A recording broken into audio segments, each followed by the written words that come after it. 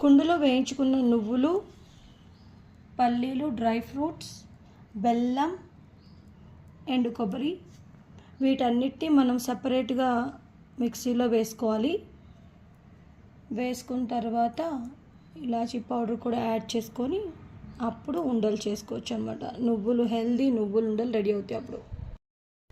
బాదం, కాజు, walnut, pumpkin seeds ఇవన్నీ కూడా వేయించుకోవాలి.